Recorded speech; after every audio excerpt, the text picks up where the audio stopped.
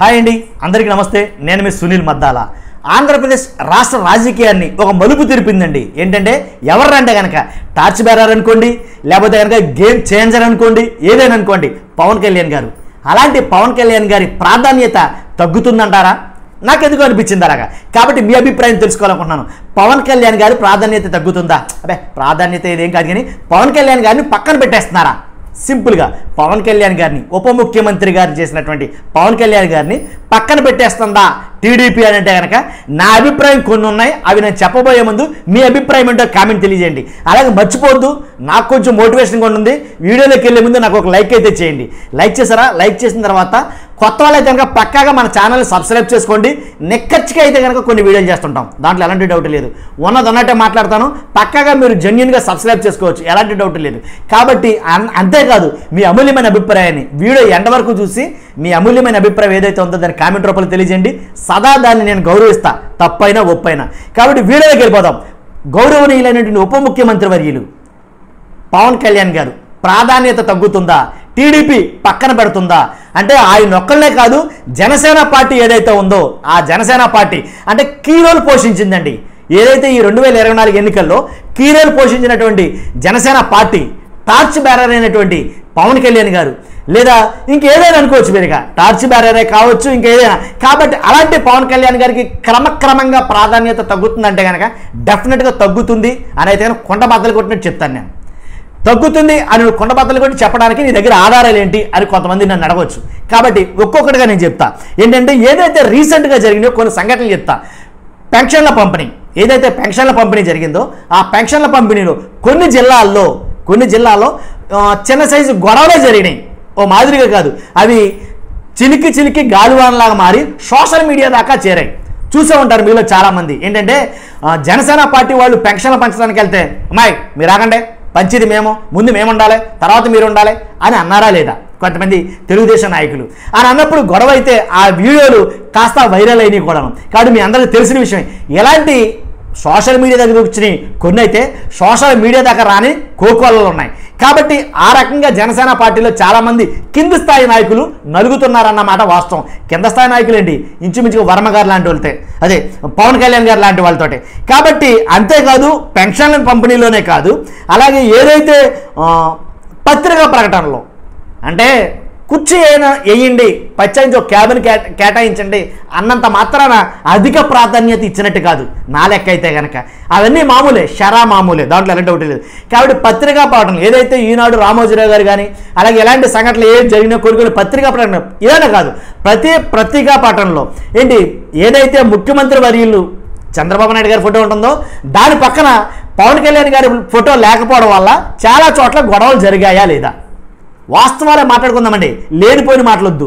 వాస్తవంగా చాలా చోట్ల గొడవలు జరిగాయా లేదా? సో అంటే ఆయన ఫోటో లేదు కాబట్టి మా పార్టీని తొక్కుతున్నారు అనేదాన్ని కొంతమంది మాట్లాడారు. నాగబాబు గారు అయితే కనుక డైరెక్ట్గా బహిరంగంగానే చాలాసార్లు మాట్లాడాడు ఆయన. కాబట్టి అంతేకాదు, టీటీడీ చైర్మన్ ఇప్పుడు రీసెంట్గా జరుగుతున్న ఇష్యూ చాలామందికి తెలియకపోవచ్చు. ఏదైతే తిరుమల తిరుపతి దేవస్థానం ఉందో ఆ దేవస్థానం చైర్మన్గా, అంటే తిరుమల తిరుపతి దేవస్థానం చైర్మన్గా ఏంటి ఎవరినో ఎవరిని నియమించాలనే సందిగ్ధంలో, ఒక సందిగ్ధ అవస్థలో ఉంది కూటమి అనేది కనుక నేను చెప్తాను ఖచ్చితంగా. ఎందుకంటే చంద్రబాబు నాయుడు గారు ఇరకాటంలో ఉన్నారు. ఎందుకంటే అవతల పవన్ కళ్యాణ్ గారు ఎవరైతే వాళ్ళ బ్రదర్ ఉన్నారో నాగబాబు గారి కోసం అడిగారు అనేది అని అంటున్నారు. అడిగారా లేదనేది ఎంతవరకు వాస్తవమో తెలియదు, కానీ అయితే 100% అడిగితే కనుక చంద్రబాబు నాయుడు గారు ఇరకాటంలో పడ్డట్టే.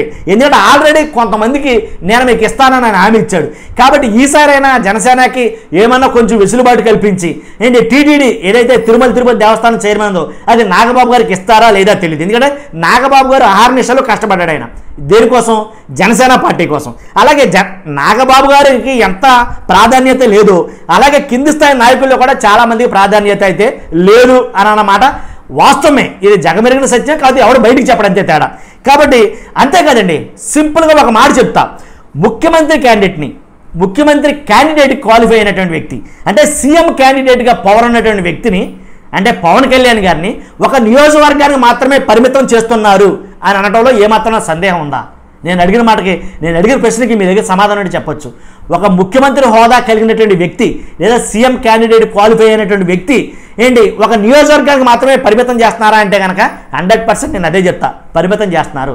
ఆయన మాట్లాడే మాటలు కూడా కుంచుకుంటూ అంటే తన పరిధిని విస్తరించకపోవడం పోగా తన పరిధిని కుంచుకుంటున్నాడు అని అయితే నా అభిప్రాయం. కాబట్టి ఎందుకన్నానంటే కనుక ఏదైతే తను నెగ్గిన నియోజకవర్గం ఉందో ఆ నెగ్గిన నియోజకవర్గంలో మాత్రమే అతను అధిక ప్రాధాన్యత ఇస్తున్నాడు ఆయన, మిగిలిన రాష్ట్రం మొత్తం వదిలేశాడు ఆయన. కాబట్టి ఆ నియోజకవర్గాన్ని మాత్రమే నెంబర్ 1గా చేస్తాను, ఆ నియోజకవర్గాన్ని మాత్రమే మోడల్ నియోజకవర్గం చేస్తాను అని అన్నాడు తప్ప రాష్ట్రం మొత్తం కవర్ అయ్యేటట్టు మాట్లాడటం లేదు ఒకటి. తర్వాత రాష్ట్రంలో ఉండే ప్రధాన ఏదైతే సమస్యలుగా భావిస్తున్నారో ప్రజలంతా, ఏదైతే సంక్షేమ పథకాలు ఆయన ఇవ్వడం ఏంటంటే జగన్మోహన్ రెడ్డి గారు మేము ఇస్తాం కాబట్టి మేము కూడా ఇస్తాం, అమ్మకు వందనం, అలాగే ఇంకేంటిది రైతు భరోసా, ఇలా కొన్ని పథకాలు అయితే ఉన్నాయి కదా ఆ పథకాలన్నీ కూడా మేము కొనసాగిస్తాం, వాటిని డబల్ చేసి ఇస్తాం అని ఎన్నికల ముందు మేనిఫెస్టోని కంఠస్థ పెట్టినట్టు చెప్పినటువంటి పవన్ కళ్యాణ్ గారు అసలు ఆ ఊసే ఎత్తటంలా సంక్షేమ పథకాలు గాలికి వదిలేశారు. తర్వాత అభివృద్ధి అనేది అవన్నీ పక్కన పెట్టి సమీక్షా సమావేశాలతోటి ఒక నియోజకవర్గ పరిధి మాత్రమే ఆయన ఒక బౌండరీ తీసుకుని అక్కడే మాత్రం ఉండిపోతున్నాడు. రాష్ట్రం మొత్తం ఆయన దృష్టి సాధించట్లేదని చాలామంది అయితే మాట్లాడుకున్నారు. దీంట్లో వాస్తవం ఉందా లేదా? వాస్తవం ఉంటే వాస్తవం ఉందని చెప్పండి, లేకపోతే లేదని చెప్పండి, ఎలాంటి డౌట్ లేదు. కాబట్టి ఎవరో ఏమో అనుకోకుండానే ఆయన స్థాయి తగ్గించుకుంటూ సీట్ల పంపకాల కాడి నుంచి ప్రతి విషయంలో తగ్గించుకుంటూ ఆఖరికి ఆయన స్థాయిని నియోజకవర్గం స్థాయి కాక ఆయన తగ్గించుకుంటున్నాడా అనేది నా అభిప్రాయం. తర్వాత ఇంకోటి ఏంటంటే కనుక ఏదైతే మొన్న ఢిల్లీ టూర్ జరిగిందో చంద్రబాబు నాయుడు గారు ఏదైతే ఢిల్లీ టూర్ వెళ్ళారో కేంద్రంలో ఉండేటువంటి స్థాయి పెద్దలు కలిస్తే వెళ్ళారో అప్పుడు పవన్ కళ్యాణ్ గారిని కూడా తీసుకెళ్ళకపోవడం వల్ల చాలా విమర్శలు అయితే వచ్చినాయి. జనసేనలోనే ఓ మాదిరిగా ఎమ్మెల్యేలు పై స్థాయి నాయకులు చాలామంది కూడా ఒకంత బాధపడ్డారు అనేది కనుక నలిగారని అన్న మాట వాస్తవమా కాదా? 100%. కాదు ఢిల్లీ టూర్లో ఈయనకి ప్రమేయం లేకపోవడం, ఢిల్లీ టూర్కి ఈయనకి ప్రాధాన్యత ఇవ్వకపోవడం, అసలు కేంద్ర పెద్దలతోటి చంద్రబాబు నాయుడు గారికి ఎంతైతే సత్సంబంధాలు ఉన్నాయో అదే కేంద్ర పెద్దలతోటి పవన్ కళ్యాణ్ కూడా ఆయనకు కూడా అంతే సత్సంబంధాలు ఉన్నాయి. మరి ఆ సత్సంబంధాల కోసం ఇద్దరు కలిసి వెళ్ళాలి కదా ఢిల్లీకి. ఎందుకు వెళ్ళారు? ఏదో నిధులు అడగడానికి. ఆల్రెడీ ఆంధ్రప్రదేశ్లో ఏదైతే జీతాలు ఇవ్వడానికి కానీ సంక్షేమ పథకాలు చేయడానికి కానీ ఏం చేయడానికి కానీ డబ్బులు లేవు అని చంద్రబాబు నాయుడు గారు చెప్తున్నారు. ఇక్కడ మీకు ఒక మాట చెప్పాలి, ఒక నిజం చెప్పాలి. చంద్రబాబు నాయుడు గారు ఏదైతే 2014 ఎన్నికలు ఏదైతే గెలిచారో అప్పుడు మరలా ఆయన అయిపోయినప్పుడు 2019లో జగన్మోహన్ రెడ్డి గారికి ప్రభుత్వాన్ని హ్యాండ్ ఓవర్ చేసినప్పుడు ఆయన ఖజానాలో ఆంధ్రప్రదేశ్ ఖజానాలో మిగిల్చిన డబ్బులు ఎంత చెప్పమంటారా? 100 కోట్లు, అక్షరాల 100 కోట్ల రూపాయలు. అదే 2019 నుంచి జగన్మోహన్ రెడ్డి గారు పరిపాలించిన తర్వాత 2024లో చంద్రబాబు నాయుడు గారికి ప్రభుత్వాన్ని హ్యాండ్ ఓవర్ చేసినప్పుడు జగన్మోహన్ రెడ్డి గారు ఆంధ్రప్రదేశ్ ఖజానాలో మిగిల్చిన సొమ్ము ఎంతో చెప్పమంటారా? 5,000 కోట్లు, అక్షరాల 5,000 కోట్లు. కాబట్టి మరి అలాంటప్పుడు ఇప్పుడు మాట్లాడే మాట ఏంటంటే చంద్రబాబు నాయుడు గారు ఆయన చెప్తుంది ఏంటంటే ఖజానా మొత్తం ఖాళీ అయిపోయింది కాబట్టి కేంద్ర పెద్దలను కలుస్తున్నాం కాబట్టి వాళ్ళని అడుగుతున్నాం అని అయితే మాట్లాడుతున్నారు. నేను ఇది ఎందుకు చెప్పానంటే కనుక సందర్భం కాకపోయినా కేంద్ర పెద్దల దగ్గరికి వెళ్ళినప్పుడు ఏదైతే నిధుల సమీకరణ కోసమో లేకపోతే ఆంధ్రప్రదేశ్ పరిపాలన చేయటం కష్టంగా అనిపిస్తుందని చెప్పేసి కష్టం అనిపిస్తుందా అనిపించదా? ఇక్కడ మీకు ఒకటి చెప్పాలి ఏంటంటే ఏదైతే జగన్మోహన్ రెడ్డి గారు ఆయన పెట్టిన పథకాలకు గాను మా అయితే సంవత్సరానికి 50,000 కోట్లు అయ్యాయి. జగన్మోహన్ రెడ్డి గారు నవరత్నాలే కానీ ఏ రత్నాలే కానీ ఆయన పెట్టిన స్కీములకి మ్యాక్సిమం ఒక 50,000 కోట్ల రూపాయలు అయ్యాయి. కానీ చంద్రబాబు నాయుడు గారు పెట్టే ఈ స్కీములకి 1,50,000 కోట్లు అంటే 1,50,000 కోట్లు ఇప్పుడు సంవత్సరానికి ఖర్చు కాబోతున్నాయి. కాబట్టి అప్పు ఎప్పుడు పెరుగుతుందో మీరు అర్థం చేసుకోవచ్చు. కాబట్టి వాటి కోసం అని చెప్పి ఢిల్లీ టూర్ అని చెప్పేసి కేంద్ర పెద్దల దగ్గరికి వెళ్ళినప్పుడు పవన్ కళ్యాణ్ గారిని తీసుకెళ్ళకపోవడం ఆయన ప్రాధాన్యతను తగ్గించినట్టే కాదా? కేంద్ర పెద్దలతో మాట్లాడే స్థాయి పవన్ కళ్యాణ్ గారికి లేవంటారా? కాబట్టి నేను చెప్తుంది వన్ సైడ్ కాదు, ఉన్న వాస్తవం చెప్తున్నా చాలామంది. కాబట్టి మీకు అర్థమైందో అని అనుకుంటున్నా. ఏదైతే మిగిలిన కూడా ఆల్రెడీ తిరుపతిలో జనసేనలో స్విచ్ అయితే నడుస్తుంది. ఇలాగే జనసేన ప్రతి చోట కూడా లోపాయికారంగా చాలా అయితే కనుక నలుగుతున్నారన్నమాట. వాస్తవమే కాదా? ఇదండి నేను చెప్పాలనుకుంది. కాబట్టి కూటమిలో చిచ్చు ఏంటంటే కనుక పవన్ కళ్యాణ్ గారి ప్రాధాన్యత కావాలని తగ్గిస్తున్నారా? ఎందుకంటే కనుక లోకేష్ గారి ప్రాధాన్యత పెంచటానిక అనేది చాలామంది మాట్లాడుకున్నారు.